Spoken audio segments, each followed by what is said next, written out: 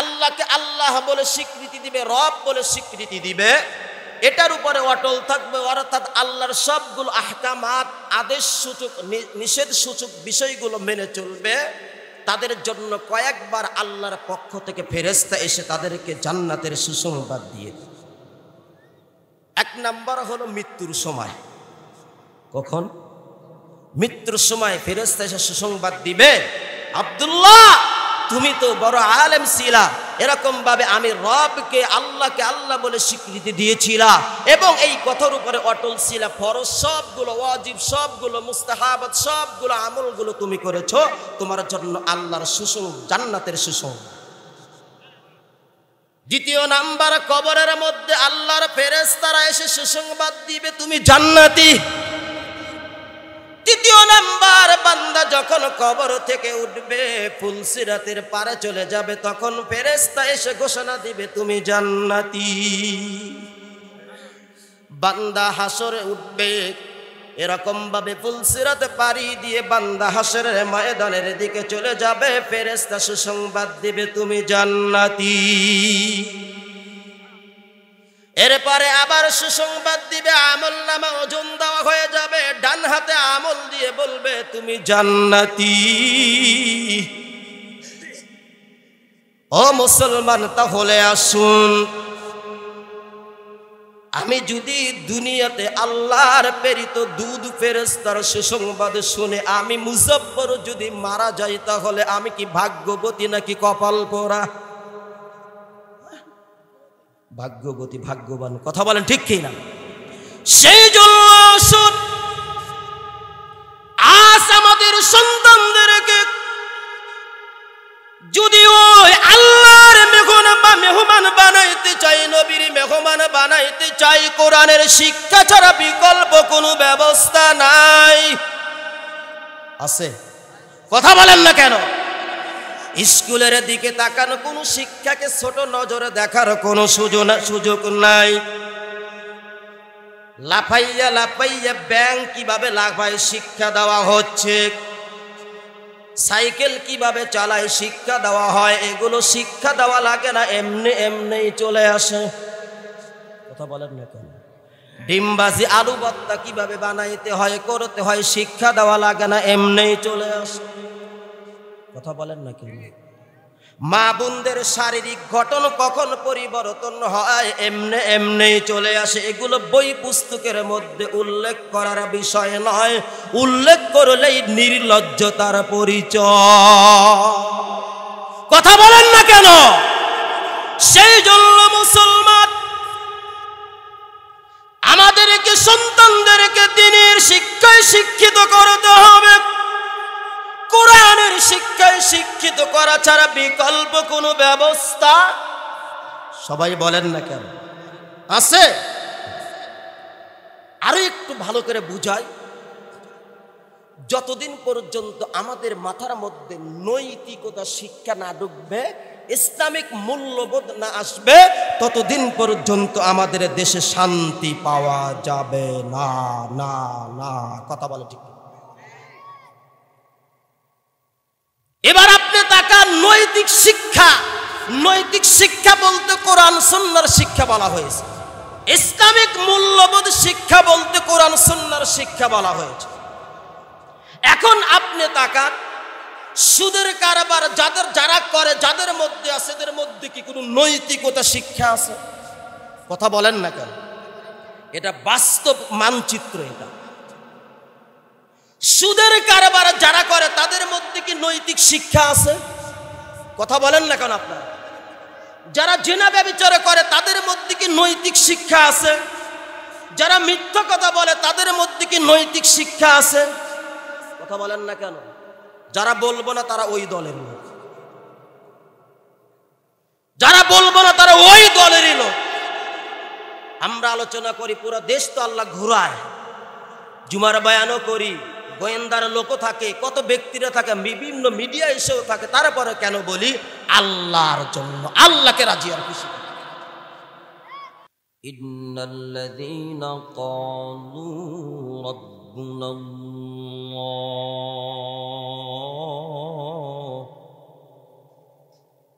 আল্লাহ বলেন, যেই সমস্ত বান্দারা বলবে রব্বুনাল্লাহ, আমার রব আল্লাহ। আমাদের রবকে সবাই বলেন আরো একটু জোরে, আমাদের রবকে আল্লাহ। আমাদের রব আল্লাহ। এই রবের ব্যাখ্যা যদি আমি মুজাফফর করতে যাই, আমি সহ বাংলাদেশ সহ তামাম পৃথিবীর সমস্ত আলেম ওলামায়ে কেরাম মাখলুকাত সহ সমস্ত মানব সম্প্রদায় যদি করতে যায় এই রব শব্দের ব্যাখ্যা, তাহলে 1000 কোটি বছর করেও শেষ করতে পারবে না। 1000 কোটি বছর করেও শেষ করতে পারবে। তাহলে আমি এই আধা ঘন্টা 1 ঘন্টা সময় আলোচনা করে কি শেষ করতে পারবো? সম্ভব না। তাহলে আসুন, আমাদের রব কে? আর একটু জোরে, আমাদের রব কে? আল্লাহ। এবার কত সুন্দর করে আল্লাহ বলতেছেন, সুম্মাস্তাকামু, যারা এই কথার উপরে অটল থাকবে। কি থাকবে? অটল। আমার রব আল্লাহ, এই কথার উপরে যারা অটল থাকবে, ইস্তেকামত থাকবে, আমার আল্লাহ তাদের জন্য সুসংবাদ। কত বড় সুসংবাদ আমার আল্লাহ দেয়! তাতানাজ্জালু আলাইহিমুল মালাইকা,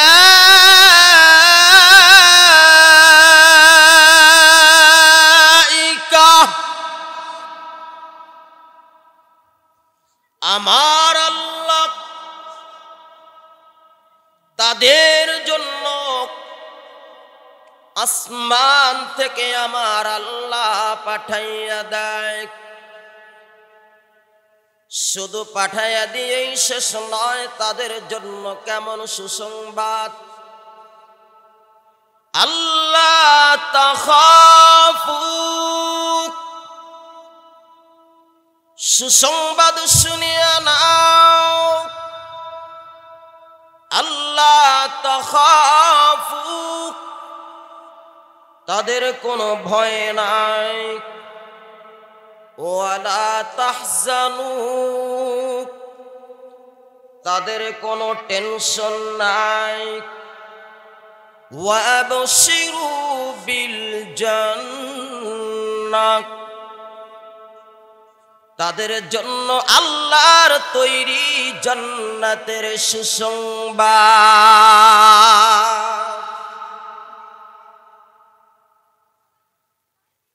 তাদের জন্য আল্লাহর তৈরি জান্নাতের সুসংবাদ। ওয়াবশিরু বিল জান্নাতিল্লাতী কুনতুম তুআদুন।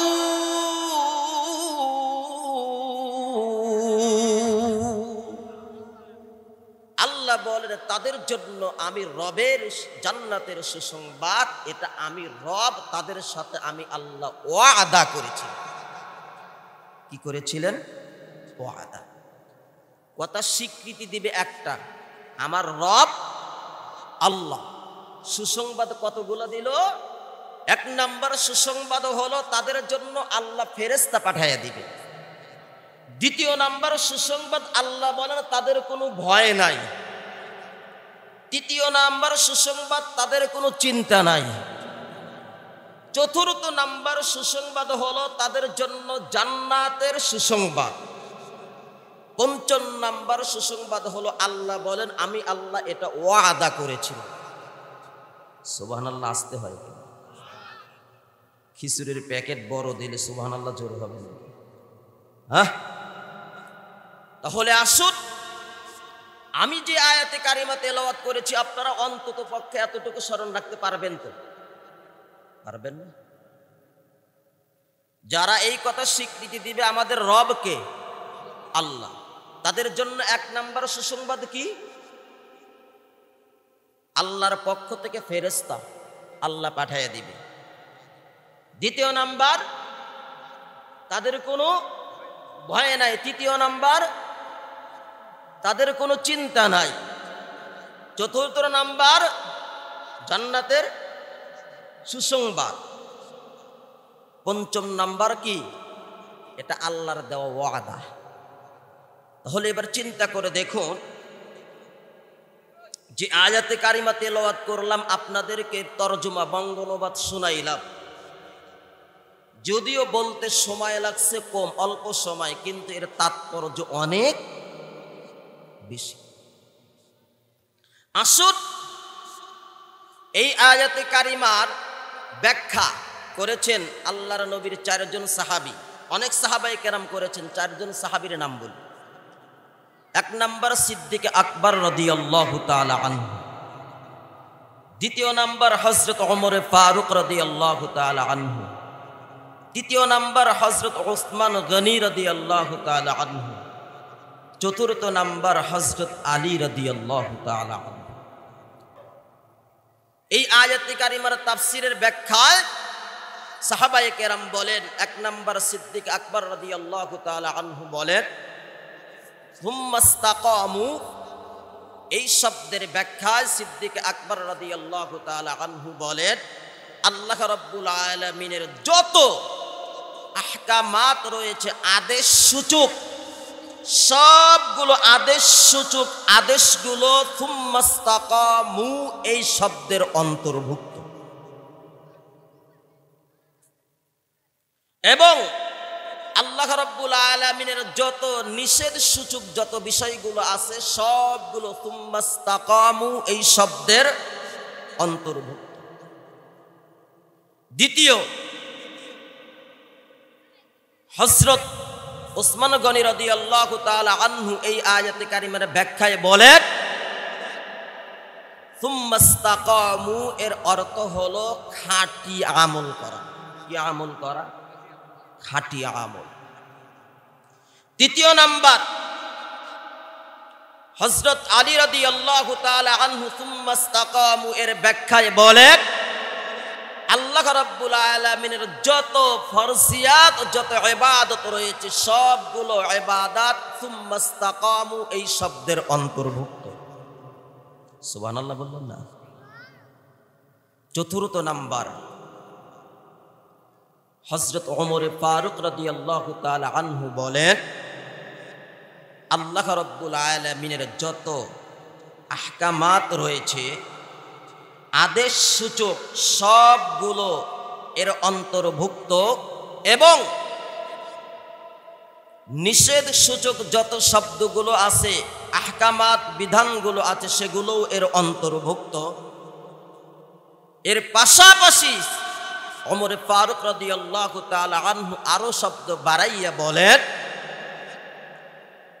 শ্রীগালের মতো এদিক সেদিক না তাকাইয়া, এদিক সেদিক কর্ণপাত না করে ইসলামের বিধান, আল্লাহর হুকুম, নবীর তরিকা অনুযায়ী আমল করাও সুম্মাস্তাকামু এই শব্দের অন্তর্ভুক্ত। সুবহানাল্লাহ বলবেন না? মুসলিম বিশ্বের দ্বিতীয় খলিফা হযরত ওমর রাদিয়াল্লাহু তাআলা আনহু, তার কথাটা আমি 4 নম্বরে কেন আনলাম, এর কারণ ভালো করে বোঝার চেষ্টা করবেন। ওমর ফারুক রাদিয়াল্লাহু তাআলা আনহু যেই শব্দ অ্যাড করেছেন, শ্রীগালের মতো এদিক সেদিক না তাকাইয়া আল্লাহর বিধান, নবীর তরিকা অনুযায়ী আমল করা, সুম্মাস্তাকামু এর অন্তর্ভুক্ত। শ্রীগাল এমন একটা প্রাণী, রাস্তা দিয়ে যখন বের হয় দেখবেন শুধু এদিক আর সেদিক তাকায়। শ্রীগাল চেনেন তো? আমরা শিয়াল বলি, শুদ্ধ ভাষা হলো শ্রীগাল, বইয়ের ভাষা। কথা বলেন, শিয়াল যখন রাস্তায় বের হয় দেখবেন শুধু এদিক সেদিক তাকায়। তাকায় কি তাকায় না? হ্যাঁ, তাকায়। আর যদি মুরগি ধরার জন্য যায় তাহলে তো কথাই না। কেন? নবীর সাহাবী হযরত ওমর রাদিয়াল্লাহু তাআলা আনহু এই শব্দটা অ্যাড করলেন। আমাদের সমাজের মধ্যে আমরা মুসলিম মুসলমান, এরপরেও আমাদের মধ্যে অনেক আছে মুসলমানদের সংস্কৃতি ভালো লাগে না, হিন্দুদের সংস্কৃতি ভালো লাগে। জবান খুলে বলতে হবে, আমরা মুসলিম, আমাদের মুসলমানের সংস্কৃতি ভালো লাগে না, খ্রিস্টানদের সংস্কৃতি ভালো লাগে। কথা বলেন না কেন? আমরা মুসলিম, মুসলমানদের সংস্কৃতি ভালো লাগে না, বৌদ্ধদের বৌদ্ধ পূর্ণিমার অনুষ্ঠানে না গেলে আমাদের ভালো লাগে না। শ্রীগালের স্বভাব আছে না না? কথা বলেন। মুসলমান কিন্তু মুসলমান হয়েও দুর্গা পূজায় না গেলে, মুসলমান হয়ে দুর্গা পূজায় না গেলে হিন্দুদের পূজা জমে না। কথা বলেন না কেন? সেই জন্য আল্লাহর নবীর সাহাবী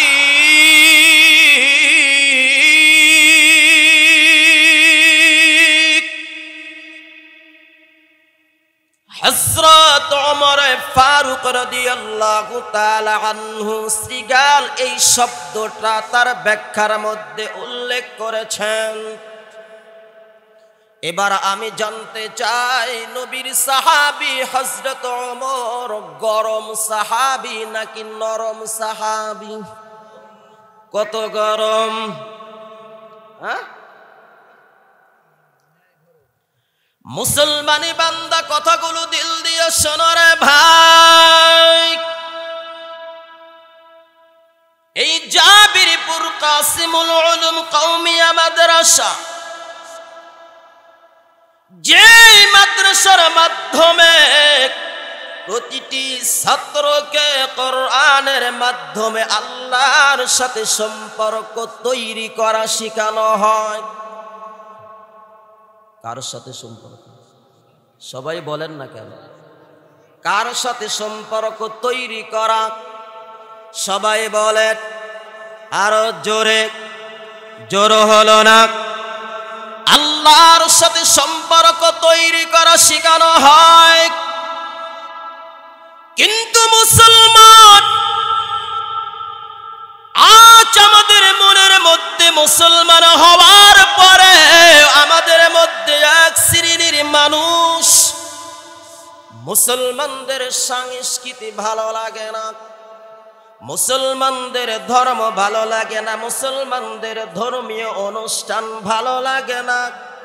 সেই জন্য মুসলমান দিন যত চলে যাচ্ছে, আজ আমরা তত অধপতনের দিকে চলে যাচ্ছি। কারণ একটাই, মুসলমান হওয়ার পরে মুসলমানদের সংস্কৃতি ভালো না লাগার কারণে। সত্য নাকি মিথ্যা? কথা বলেন না কেন? হ্যাঁ, মুসলমান, আপনাদের কাছে আমি জানতে চাই, তামাম পৃথিবীর জমিনের মধ্যে সবচেয়ে বেশি আল্লাহর কুদরতের নিদর্শন কোথায়, কোন রাষ্ট্রে আছে বলেন তো দেখি? সবচেয়ে ইসলামের কুদরতের নিদর্শনাবলী আল্লাহ সবচেয়ে জমিনের মধ্যে বেশি রেখে দিয়েছেন ফিলিস্তিনের জমিনে, জেরুজালেম। সেই ফিলিস্তিনের জমিনে প্রায় ৭০,০০০ পয়গাম্বারদের কবর মোবারক রয়েছে। তামাম পৃথিবীর জমিনে আর কোথাও নাই। সেই জন্য আল্লাহ নিজেই কোরআনের মধ্যে বলেছেন, বিস্তারিত সময় নাই, সূরাত বনি ইসরাঈলের প্রথমেই আল্লাহ বলেছেন, সুবহানাল্লাযী আসরা বিআবদিহি লাইলাম মিনাল মাসজিদিল হারাম ইলাল মাসজিদিল আকসাল্লাযী বারাকনা হাওলাহু লিনুরিয়াহু মিন আয়াতি। সেই কুদরতের নিদর্শনা বলি দেখানোর জন্য আল্লাহ তার বন্ধুকে মেরাজের রাত্রিতে মসজিদে হারাম থেকে মসজিদে আকসায় নিয়েছেন আল্লাহর কুদরতের নিদর্শনাগুলি দেখানোর জন্য।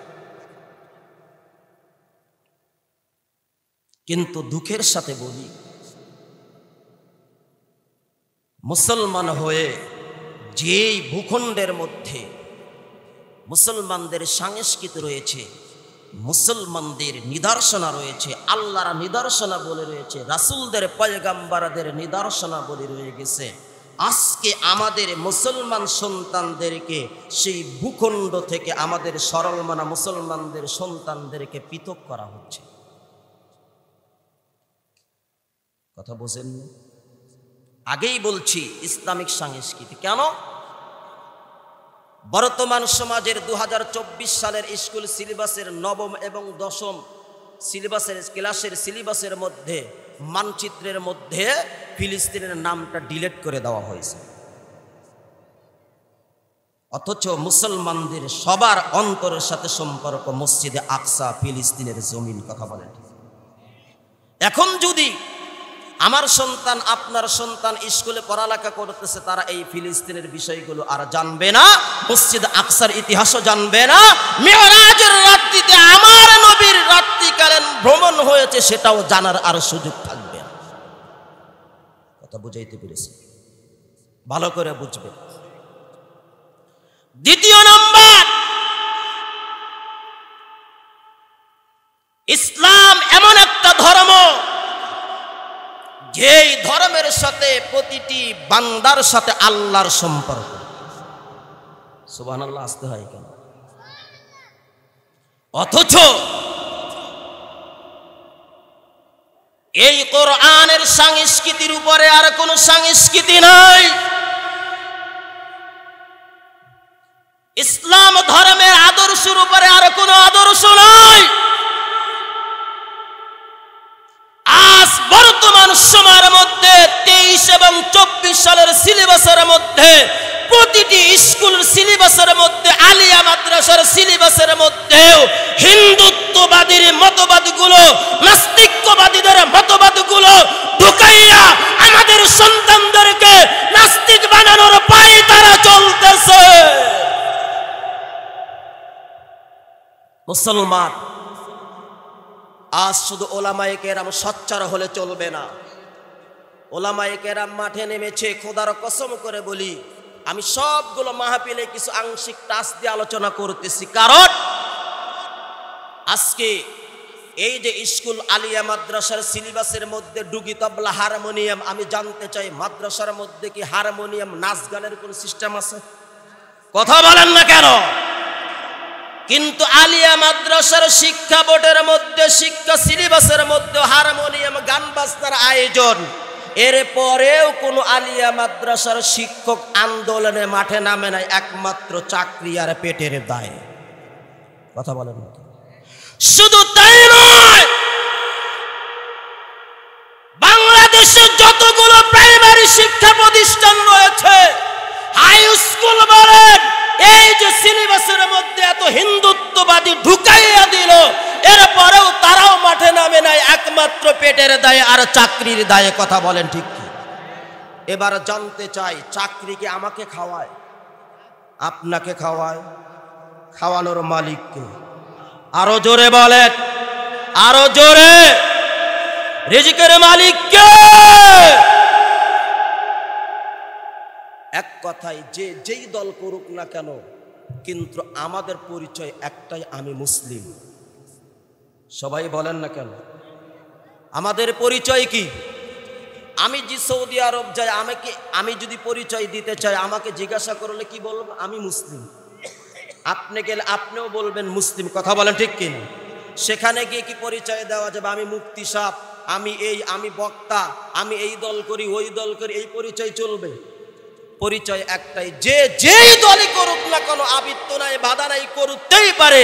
কিন্তু ইসলামিক একটা বিষয়, আপনি মুসলমান, মূল্যবোধটা ঢুকাইয়া বলেন আমাদের সন্তানদেরকে যে নাস্তিক বানানোর পাই তারা চলতেছে, হিন্দুত্ববাদীর মতবাদগুলো ঢুকানো হচ্ছে, এটা কি আপনি কখনো মেনে নিতে পারেন? সবাই বলেন না কেন? এখানে শিক্ষিত সমাজ, প্রাইমারি শিক্ষক চারজনই হিন্দু। জিজ্ঞাসা করা হয়েছে মুসলমানদের ইসলামী শিক্ষা এই সিলেবাসটা, এদের ঘন্টা ক্লাস কে নাকি আমরাই নেই? বলেন তো এবার, একজন অন্য ধর্মের মানুষ যদি আমাদের ধর্মীয় শিক্ষার সিলেবাস পড়ালেখায়, তাহলে কি সে কি পড়াইতে পারে? বলেন আপনি আমাকে। সেই জন্য আসুন আমার আল্লাহ জানাইয়া দিলেন রব্বুনা আল্লাহ, যারা স্বীকার করবে আমাদের রব হলেন আল্লাহ, সবাই বলেন আমাদের রব কে? আল্লাহ। সুম্মাস্তাকামু, এই কথার উপরে অটল থাকবে। সেই জন্য মুসলিম বিশ্বের চারজন, আমি খলিফার কথা আলোচনা করেছি, ইসলাম বিশ্বের চারজন সাহাবীর তাফসীর নিয়ে আলোচনা করতেছি, সাধারণ কোনো কথা নয়।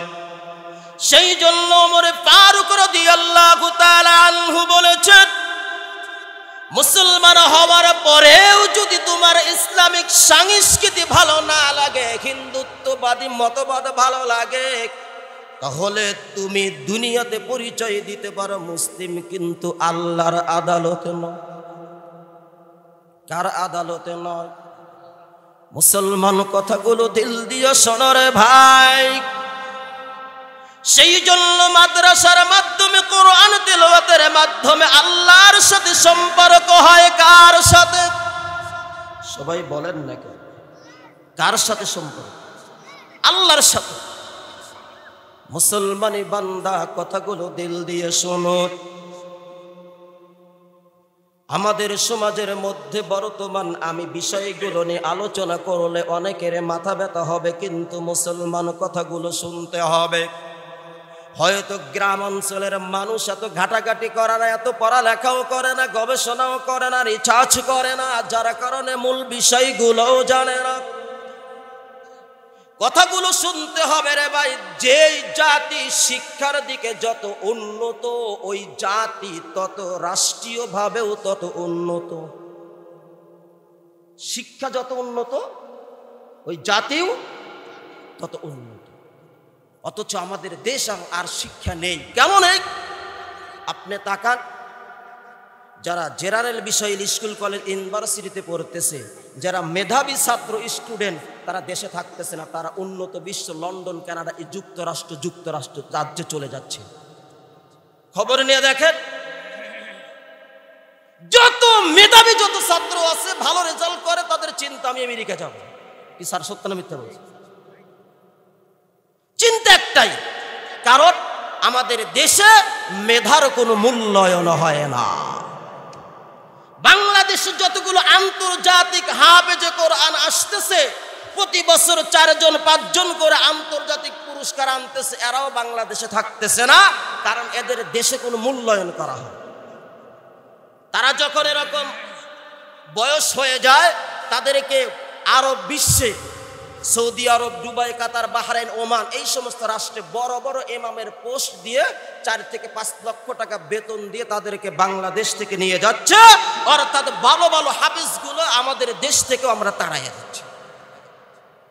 দেশের মূল্যায়ন আমাদের দেশের মধ্যে হচ্ছে না, কারণ একটাই, আমাদের মাথার মধ্যে ওই পশ্চিমা বিশ্বের সংস্কৃতি ঢুকে গেছে। এটাই হলো মূল কারণ। সেই জন্য মুসলমান আমাদের সন্তানদেরকে ইসলামিক সংস্কৃতিগুলো শিখাইতে হবে, ঢুকাইতে হবে। এছাড়া বিকল্প কোনো ব্যবস্থা নাই দুনিয়ার জমিনে। এরকম ভাবে যত ওসি, ডিসি, ম্যাজিস্ট্রেট, ইঞ্জিনিয়ার বলে, মুসলমানি বান্দা, আমার সামনে কবর, আমার সামনে ফুলসিরাত, হাসর, মিজান, কিন্তু ওই ডাক্তার কোনো কাজে আসবে না, ইঞ্জিনিয়ার কোনো কাজে আসবে না, ব্যারিস্টার কোনো কাজে আসবে না, লয়ার কোনো কাজে আসবে না, আইনজীবী কোনো কাজে আসবে না। কাজে আসবে একজন হাফেজ কোরআন। ঠিক না? সেই জন্য আমার আল্লাহ আয়াতের মধ্যে বলেছেন, তাতানাজ্জালু আলাইহিমুল মালাইকা,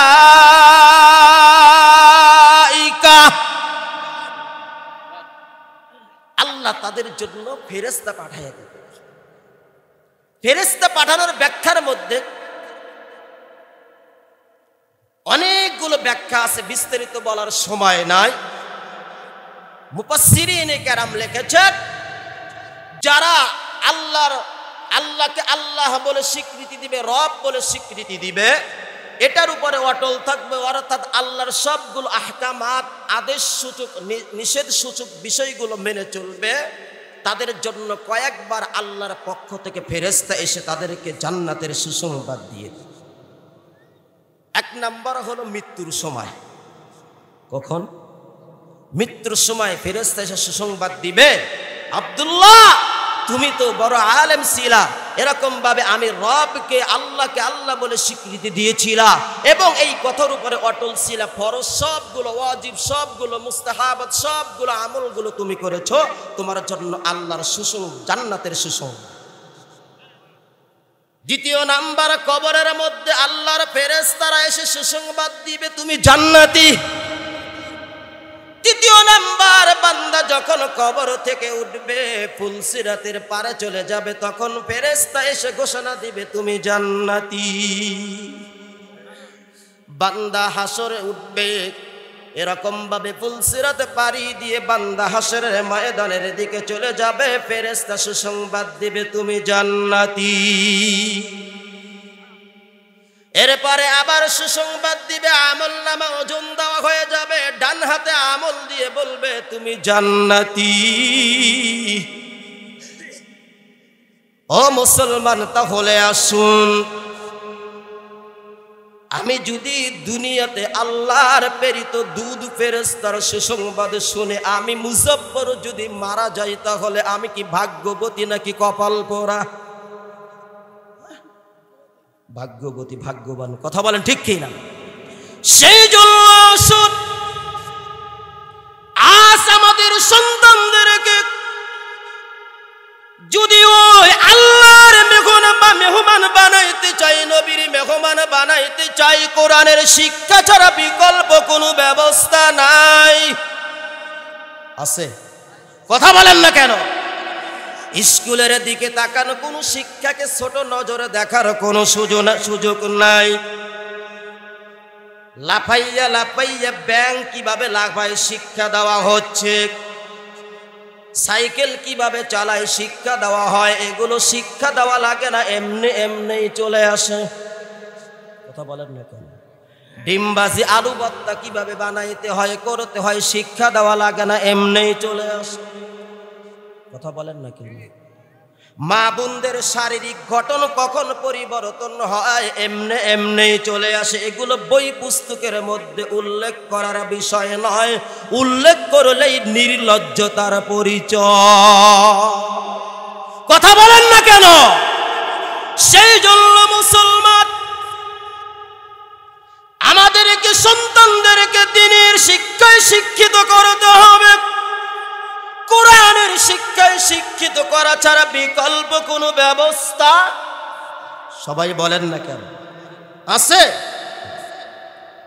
আরো একটু ভালো করে বুঝাই, যতদিন পর্যন্ত আমাদের মাথার মধ্যে নৈতিকতা শিক্ষা না ঢুকবে, ইসলামিক মূল্যবোধ না আসবে, ততদিন পর্যন্ত আমাদের দেশে শান্তি পাওয়া যাবে না। না না, কথা বলে ঠিক। এবার আপনি তাকান, নৈতিক শিক্ষা, নৈতিক শিক্ষা বলতে কোরআন সুন্নাহর শিক্ষা বলা হয়েছে, ইসলামিক মূল্যবোধ শিক্ষা বলতে কোরআন সুন্নাহর শিক্ষা বলা হয়েছে। এখন আপনি তাকান, সুদের কারবার যারা করে, যাদের মধ্যে আছে, এদের মধ্যে কি কোনো নৈতিকতা শিক্ষা আছে? কথা বলেন না কেন? এটা বাস্তব মানচিত্র। এটা সুদের কারবার যারা করে, তাদের মধ্যে কি নৈতিক শিক্ষা আছে? কথা বলেন না কেন আপনারা? যারা জিনা ব্যভিচার করে, তাদের মধ্যে কি নৈতিক শিক্ষা আছে? যারা মিথ্যা কথা বলে, তাদের মধ্যে কি নৈতিক শিক্ষা আছে? কথা বলেন না কেন? যারা বলবো না তারা ওই দলের লোক, যারা বলবো না তারা ওই দলেরই লোক। আমরা আলোচনা করি, পুরো দেশ তো আল্লাহ ঘুরায়, জুমার বয়ানও করি, গোয়েন্দার লোকও থাকে, কত ব্যক্তিরা থাকে, বিভিন্ন মিডিয়া এসেও থাকে, তারপরে কেন বলি? আল্লাহর জন্য, আল্লাহকে রাজি আর খুশি। গত জুমায় বলেছি, এই দেশ ৭১ যুদ্ধ হয়েছে, 49 হয়েছে, ব্রিটিশ খেদাও আন্দোলন হয়েছে। এই দেশ এখন যে পর্যায়ে চলে যাচ্ছে, হিন্দুদের সাথে আবার আমাদেরও যুদ্ধ। কারণ স্কুল সিলেবাসে যা ঢুকাইয়া দিচ্ছে সবগুলো হিন্দুত্ব মতবাদ। স্যার সত্য না মিথ্যা বলছে?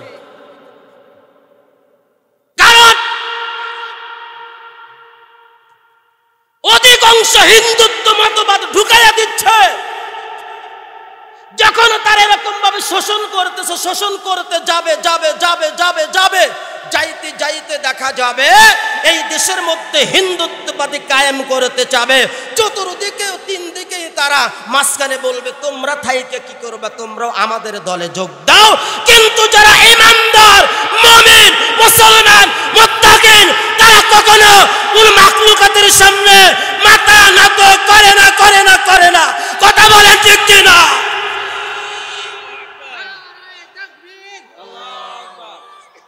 সেই জন্য মুসলমান সচেতন হন। আপনাদের মাথার মধ্যে সচেতনতা ঢুকানোর জন্যই আপনাদের খেদমতে আসছি। সেই জন্য ঈমান ঢুকান, ঈমানি বিষয়গুলো, কোরআনের বিষয়গুলো অন্তরে ঢুকান। যদি না ঢুকান, এছাড়া আল্লাহর কাছে জবাব দেওয়ার কোনো সুযোগ না। সেই জন্য দ্বীনি প্রতিষ্ঠান দরকার আছে না? সবাই বলেন আছে না নাই? শুধু ঘুমায়া থাকলে চলবে না। ফিলিস্তিনে ইসরায়েল হামলা করতেছে, এটা একদিনে হয় নাই। আজ থেকে 45-48 বছর পূর্বে এরকম ফিলিস্তিনের জমিনে ইসরায়েলের কোনো বংশও ছিল না। কিন্তু তারা যখন আসছে, তারা ঘুমাইছে, ঘুমায়া ঘুমায়া থাকতে থাকতে আজ তারা এরকম বিস্তার লাভ করেছে। তারা যদি ওই সময় সচ্চার হতো, এরকম বলিয়ান কণ্ঠে ঈমানকে সামনে রেখে মাঠে নামতো, আজকে ফিলিস্তিনের জমিনে ইসরায়েলিরা কখনো মাথা চারা দিয়ে উঠতে পারতো না। সেজন্য আমাদেরও ঘুমায়া থাকার সুযোগ নাই। ওই ফিলিস্তিন থেকে আমাদের শিক্ষা, আমরা যদি এরকম ভাবে এখন থেকে সচ্চার হই, প্রাইমারি স্কুলের শিক্ষকেরা মাঠে নামে, আলিয়ার শিক্ষকেরা মাঠে নামে, বাংলার জনগণ মাঠে নামে, খোদার কসম আমাদের দেশে হিন্দুত্ববাদী কায়েম করতে পারবে না, পারবে না, পারবে না। সেজন্য ঈমানকে রক্ষা করুন, ঈমানকে রক্ষা করতে হবে। ও মুসলমান, আপনাদের হাতে ধরে পায়ে ধরে বলি, আজও জুমায় বলছি, মৃত্যুর জন্য তৈরি হয়ে যাও। মৃত্যুবরণ তো করতেই হবে, কিন্তু আল্লাহর সাথে আমি মুজফ্ফর কি নিয়ে সাক্ষাৎ করব? আপনি কি নিয়ে সাক্ষাৎ করবেন? মৃত্যু অনিবার্য, আসবে, যেতেই হবে। আল্লাহ ডাক দিলেন, কিন্তু কি নিয়ে রবের সামনে দাঁড়াবো? আপনাদের দুটি পায়ে হাত রেখে বলতেছি, দুটি পায়ে হাত রেখে বলতেছি, সুদকে ছেড়ে দেন, ঘুষকে ছেড়ে দেন, জেনা ব্যভিচার ছেড়ে দেন, চোখের গুনাহ ছেড়ে দেন, হাতের গুনাহ ছেড়ে দেন। ও মুসলমান, ও মুসলমান, মিথ্যা কথার গুনাহকে ছেড়ে দেন। আল্লাহর কাছে কি নিয়ে দাঁড়াবেন? আল্লাহকে কি জবাব দিবেন? সেই জন্য সব হিংসা রেষারেষি কে ভুলে গিয়ে আমাদের সবার দ্বীনি প্রতিষ্ঠানের ক্ষেত্রে ঐক্যবদ্ধ হতে হবে। যেই এলাকার শিক্ষার প্রতিষ্ঠান যত উন্নত, ওই দেশের রাস্তাঘাটও তত উন্নত। আমি তো ঘুরে বেড়াই, দেখি তো। সেই জন্য আসুন, হিংসা রেষারেষি দরকার নাই, জেদাজেদি দরকার নাই।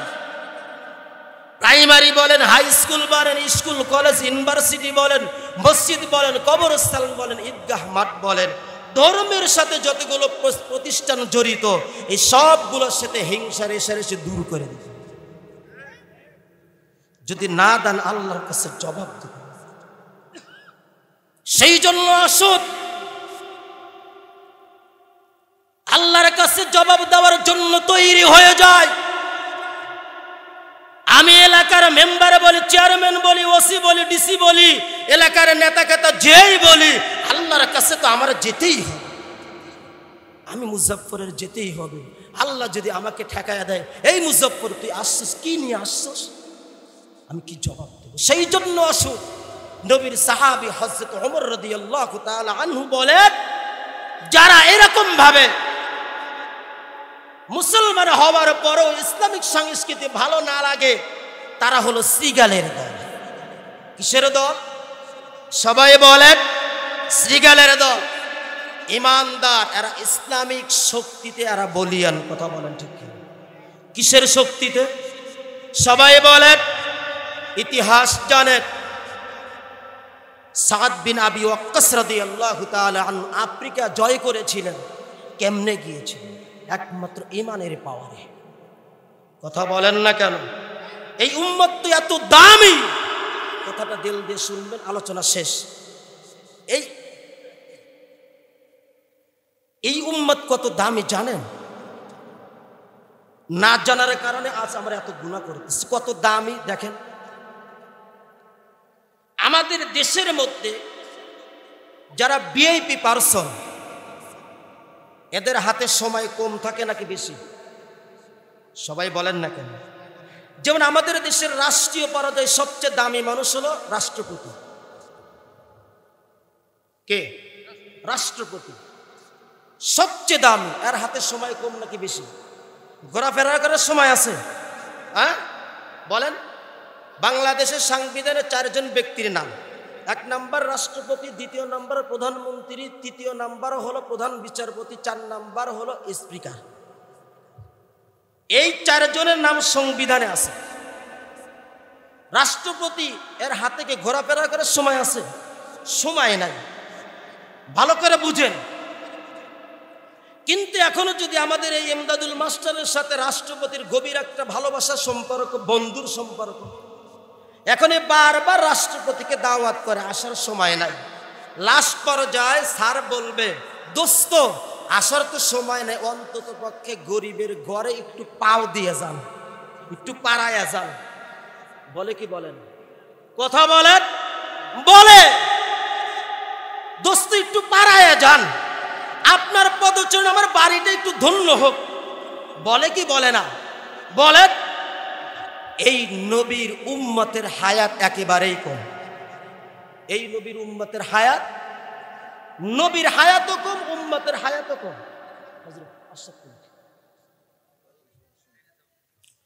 হায়াতও কম। আপনারা জানেন এই নবী হায়াত পেয়েছেন মাত্র 63 বছর। কথা বলেন ঠিক কি? অন্য অন্য নবী 1000 বছর, উম্মত 1000 বছর হায়াত। এই উম্মত এত কম, নবী এত কম হায়াত পেলেন, কিন্তু নবীদের উপরে নবী, নবীদের সরদার আমার নবী। কথা বলেন ঠিক কি? সমস্ত নবীদের ইমাম আমার নবী, সমস্ত নবীদের নেতা আমার নবী। জোরে বলেন না সুবহানাল্লাহ। এবং এই উম্মতকে আল্লাহ রাব্বুল আলামিন সমস্ত উম্মতদের লিডার বানায় পাঠিয়েছে। শুধু তাই না, এই উম্মতকে সমস্ত পূর্বের সমস্ত নবী রাসূলদের সাক্ষী হিসাবে, সাক্ষ্যদাতা হিসাবে আল্লাহ পাঠিয়েছে। 2 নম্বর আপনার প্রথম পৃষ্ঠার মধ্যেও আছে, উম্মাতাও ওয়াসাতাল লিতাকুনু শুহাদা আলান নাস। তাহলে আসুন, নবীকে এত ভিআইপি নবী বানাইলেন, উম্মতকে এত ভিআইপি উম্মত বানাইলেন, এত দামি বানাইলেন, কিন্তু এই অল্প বয়স দিয়ে উম্মতকে পাঠাইলেন। সমস্ত নবী রাসূলদের উম্মতদের আগে জান্নাতে চলে যাবেন আপনারা, আমরা জান্নাতে যাব। এটা কিভাবে? আল্লাহ বলেন, আমি আল্লাহ আমার বন্ধুকেও যত দামি বানাইছি, তার উম্মতদেরকেও তত দামি বানাইছি। আমি আল্লাহ এই বন্ধুর মাধ্যমে আরশ, কলম, লৌহে, কুরসি সবকিছু বন্ধুর পদচারণে ধন্য করেছি। সেই জন্য এই বন্ধুকে ভিআইপি, দামি নবী, দামি নবী, ভিআইপি নবী, সেই নবীকে দুনিয়ার জমিনে শুধু একটু পদচারণের জন্য আমি আল্লাহ দুনিয়াতে পাঠাইছি। শুধু পদচারণ, একটু খুঁজে আসবো, একটু পাড়ায় আসবো, একটু হাইটে আসবে। কারণ ওই 1000 বছরের তুলনায় 63 বছর, এটা তো হাইটে আসার মতোই।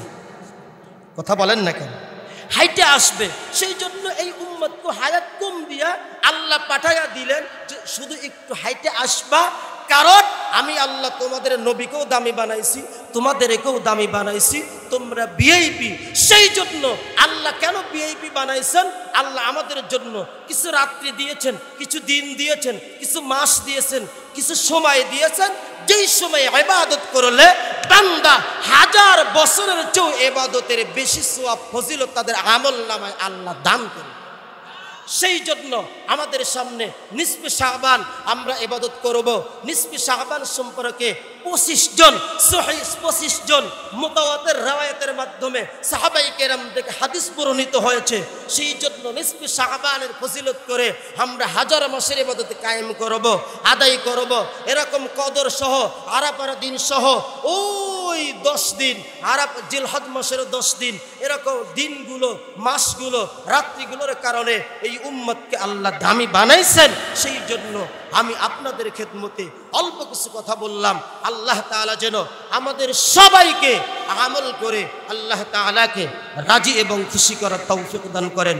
সবাই বলি আমিন।